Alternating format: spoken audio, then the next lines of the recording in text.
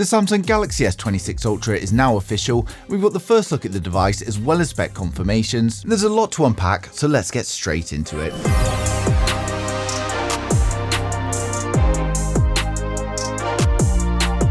So first up, we've got the Galaxy reservation page now online. We can go ahead and reserve your Galaxy for free just by putting in your name and email address. And by doing so, you can get $30 in Samsung credit, $900 in additional savings, and a chance to win $5,000. There's absolutely no commitment to buy it, so if you're even considering a new Galaxy device, then I'd recommend doing this now, and of course I've placed the link down in the description below. Next up, we've got the official certification. The Galaxy S26 Ultra has passed its WPC certification with Qi 2.2.1, and this confirms support for the latest wireless charging standard. Now, however, there is a catch here. The listing also confirms that the S26 Ultra doesn't include the magnetic power profile, and this means that there are no built-in magnets inside the phone itself. So if you want magnetic charging accessories, you're still going to need to rely on a magnetic case rather than native MagSafe style support. Now next up, Samsung has released an official teaser, and it gives us our clearest hint yet about the camera improvements. The teaser shows someone zooming in further and further until they spot a dog inside a car, with the word "closer" appearing on the screen. Now, Samsung hasn't given any technical details here at all, but based on everything we know and we've heard so far, this likely points to software-driven zoom enhancements, not new optical hardware. In other words, expect the same optical zoom levels but with AI-powered digital zoom doing a much better job of preserving detail and clarity. Now, we've already seen the S26 Ultra design multiple times through leaks, but Ice Universe has now added an interesting detail to the camera module, confirming the presence of a transparent layer within this new module. Now, it's a subtle change, but one that helps explain the updated look of the camera housing we've got this year. Now, when it comes to raw performance, there's no ambiguity at all. Every Galaxy S26 Ultra is going to be running the Snapdragon 8 Elite Gen 5, and not just the standard version, but Samsung is using a special overclock variant. We've already seen this chip appear on Geekbench 6, confirming the higher clock speeds as well. The benchmark unit was equipped with 12GB of RAM, it scored 3601 in single core, and then 10,686 in multi-core, so that's already very strong results, and these numbers are only going to improve as software optimization continues closer to the launch. Now let's talk pricing, because this is where things get a little bit mixed. A new leak from D-Lab suggests that price increases are going to be there for the Galaxy S26 and the Galaxy S26 Plus, although only minor, while the S26 Ultra remains completely unchanged. According to the report with European pricing, the S26 is going to start at €999, the S26 Plus at €1,269, and then the S26 Ultra at €1,469. Now, as always, these prices include local taxes, and they don't directly translate into different regions, but the key takeaway is that Samsung may be protecting the Ultra from further price hikes.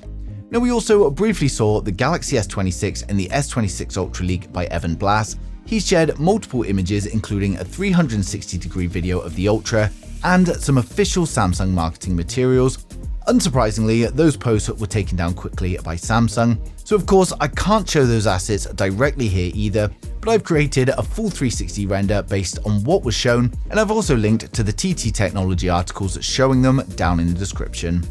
But from all the leaks, the biggest visual change are the more rounded corners for improved ergonomics and a reworked camera module over on the rear. And I've also created all these additional renders, including the in-hand shots, to give you a clear idea of exactly what the S26 Ultra is going to look like and feel like. Now, as for launch timing, Samsung has now locked this in. The Galaxy S26 series is going to be officially unveiled on February the 25th in San Francisco, and then the device is going to go on sale on March 11th. And for those excited, we're now going to run through the full specs, design, and the expected pricing to help you guys decide which one is right for you. So hit subscribe now and we'll get right into it. So first up, we've got the standard Galaxy S26, which is coming with a 6.3-inch dynamic AMOLED display. We get a 120Hz display with HDR10 Plus and a resolution of 1080 by 2340, and it's going to be protected by Gorilla Glass Victus 3. We get a 12-megapixel punch-hole camera for the selfies, and then over on the rear it's a triple camera setup consisting of a 50-megapixel primary camera, a 12-megapixel ultra-wide, and a 12-megapixel telephoto. It's going to be powered up by the Snapdragon 8 Elite Gen 5 in some regions, with the Exynos 2600 globally, and it's coming with 12GB of RAM and up to 512GB of storage, which will be UFS 4. We get a 4,300 mAh battery with 25-watt fast charging and 15-watt wireless charging, and of course it's going to come with 5G, Bluetooth 6, Wi-Fi 7 and ultra-wideband support, and it's going to be launching with One UI 8.5 based on Android 16, and it's expected to launch from $800 in February 2026. Next up, we've got the Galaxy S26 Plus, which is coming with a 6.7-inch dynamic AMOLED display. We get a 120Hz display with HDR10 Plus and a resolution of 3120 by 1440. It's going to be protected by Gorilla Glass Victus 3. We had a 12-megapixel punch-hole camera for the selfies, then over on the rear it's a triple camera setup consisting of a 50-megapixel primary camera, a 12-megapixel ultra-wide and then a 12-megapixel telephoto with 3x optical zoom.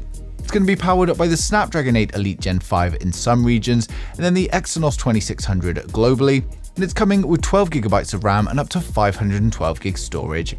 We get a 4,900 mAh battery with 45-watt fast charging, and it will of course come with 5G, Bluetooth 6, Wi-Fi 7 and ultra-wideband support, and it's going to be launching with One UI 8.5 based on Android 16.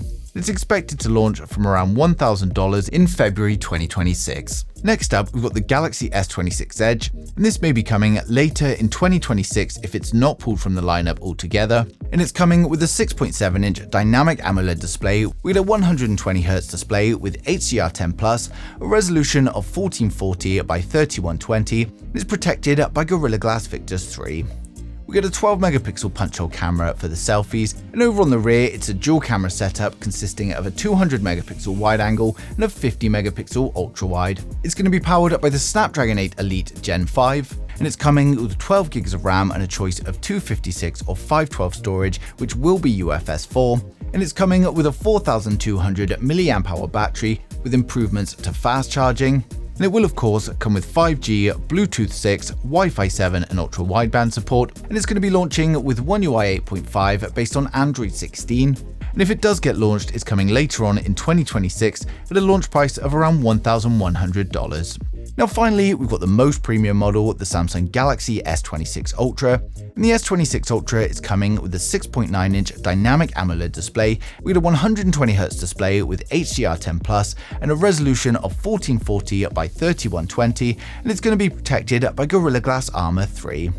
We get a punch-hole camera top center to house a 12-megapixel selfie camera, and then over on the rear we've got a quad camera setup consisting of a 200-megapixel primary camera with an aperture of f1.4. We've got a 50-megapixel ultra-wide, a 50-megapixel periscope with 5x optical zoom, and then a 12-megapixel telephoto with 3x optical zoom. It's going to be powered up by the Snapdragon 8 Elite Gen 5 in all regions, and it's coming with 12GB of RAM and 1TB of storage, which will of course be UFS 4. It's coming with a 5,000 mAh battery with an upgrade to 60-watt fast charging and 25-watt wireless, and it will of course come with 5G, Bluetooth 6, Wi-Fi 7 and ultra-wideband support, and it's launching with One UI 8.5 based on Android 16. It is expected to launch from around $1,300 in February 2026. So overall, the Galaxy S26 Ultra is shaping up to be a refined, well-judged upgrade rather than a dramatic reinvention. We're getting meaningful performance gains,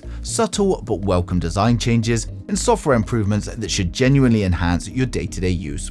AI continues to play a major role, especially in photography and video, and while charging speeds aren't revolutionary, there's still a step in the right direction. Because it is quite similar to the S25 Ultra, I don't think any current owners are going to feel a desperate need to upgrade, and honestly, I don't think they have to. But for anyone on an older Galaxy S device or maybe considering their first Samsung flagship, then the S26 Ultra is shaping up to be a very strong option. Now of course, we're very close to launch now, and more leaks are going to come in as we approach it, and I'm going to share them as soon as they come in, so make sure you subscribe so you don't miss a thing in the future.